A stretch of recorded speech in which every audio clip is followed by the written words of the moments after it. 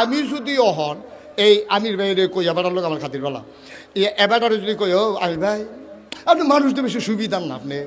আর আপনি সুবিধা নেবেন কেমন আপনার আব্বা কি ভালো মানুষ এবারে কিতা কইবে আমারে এবারে কইব ভাই আপনার এত মহব্বত করি এত সম্মান করি আপনি মরা বাপ লইয়া খালি আমারে যা মন রায় ধরে কারণ লাগে দুইটা কি চালান কিন্তু আব্বারে লইয়া কথা বলে কলজাত লাগে ও ভাই এটা আর কয়ে তো এটা তো আমারও লাগে আমার আব্বারে লইয়া কেউ কথা বলে আমি সাইডা দেব নাকি আমারও তো কলজাত লাগে কথা তো ঠিক মরা বাপ লইয়া কথা গায় তারে বোয়া বোয়া তারে তখন হুজুরে চিনছে না কোন হুজুরের মাহফিল হয়েছে তে সিফা দিয়া বইয়া থাক মার হাবা কয় না রে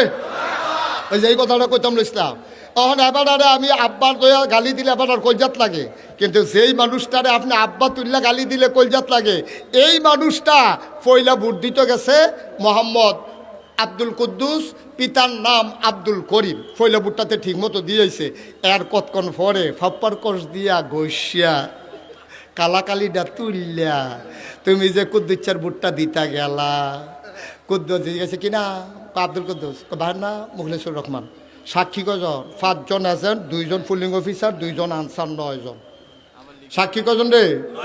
9 জন রে সাক্ষী রেখা তুমি কুদ্দুসের ফুতে তুমি মুখলেসের ফুত কইয়া ভোট দিয়াইছ তোমার না বাপ তুল্লা গালি দিলে বলে কলজাত লাগে তুমি যে নিজের বাপ নিজে বদলাই আইলা তোমার উদম কইরা সিহুন জিংলা দিয়া ফাতফাত ফাতফাত করে খিসলা আই বসবে